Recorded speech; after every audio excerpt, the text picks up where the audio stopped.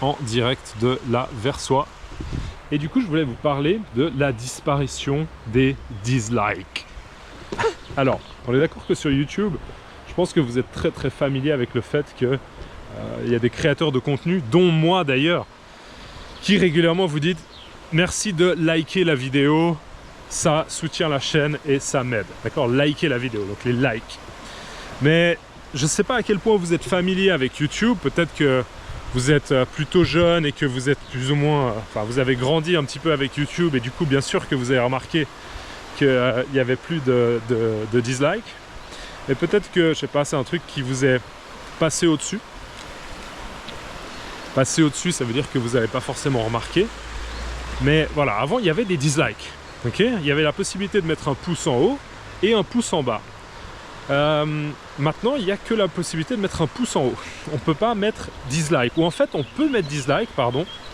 Si, excusez-moi, on peut mettre dislike, mais les dislikes ne sont pas visibles. C'est-à-dire que vous pouvez donner votre avis, mais l'avis n'est plus visible. Avant, très clairement, quand on regardait une vidéo, on pouvait regarder en dessous et on voyait la tendance générale de la vidéo. Donc on voyait par exemple, je vous donne un exemple tout bête, moi je publie une vidéo de Lucky Luke et je sais pas, j'ai 83 likes. Bonjour. J'ai par exemple 83 likes et j'ai 3 dislikes. Ok? Voilà. Donc le ratio, il est relativement bon, c'est-à-dire qu'il y a 83 personnes qui ont estimé que la vidéo est une bonne vidéo. Et on a, j'ai dit 2 ou 3, je me souviens plus, qui considèrent que c'est pas une bonne vidéo, ou en tout cas c'est pas ce qu'ils veulent voir sur la chaîne, d'accord? Maintenant, ce que vous allez voir, c'est le nombre de likes, mais vous voyez plus les dislikes. Moi, en tant que créateur, je vois le nombre de dislikes. Mais vous, c'est une information auquel, en tant que public, auquel vous n'avez pas accès. Et pourquoi ça m'énerve? Parce que moi, justement, je suis créateur de contenu, et d'une certaine manière, je suis content si c'est public que la plupart des gens aiment mes vidéos. Vous voyez?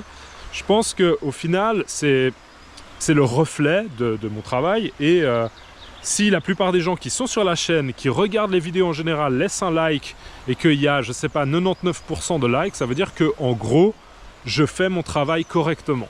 D'accord? Donc déjà, premier aspect, je trouve ça cool si c'est visible. Deuxième chose, et c'est probablement le truc qui m'agace le plus, c'est qu'aujourd'hui sur YouTube, il y a énormément de personnes qui essayent de créer du contenu un petit peu sensationnel. Enfin, sensationnel, c'est même pas trop le problème, mais des fois, il y a des gens qui essaient juste d'obtenir des vues, juste pour obtenir des vues, et qui du coup, pour une explication de 1 minute, vont faire une vidéo de 8 minutes. Vous voyez ce que je veux dire? Et très souvent, ce qui se passait avant, c'était que rapidement, les gens mettaient dislike et disaient la personne dans cette vidéo met comme titre qu'elle va expliquer comment, je sais pas, régler un programme d'une certaine manière.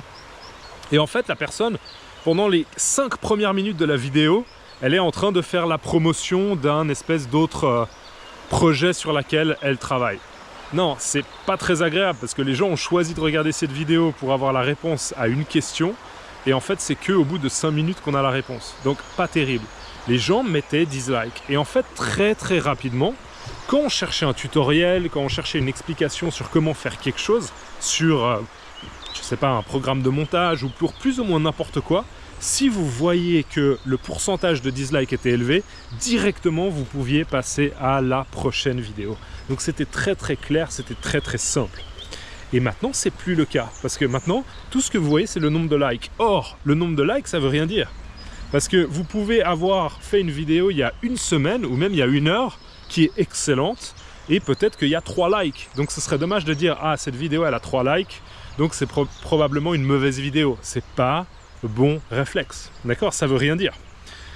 Peut-être que dans 3 semaines, cette vidéo, elle aura 500 likes. Donc c'est pas le nombre de likes qui témoigne de la qualité d'une vidéo ou de sa pertinence, mais c'est bien la proportion de likes par rapport aux dislikes.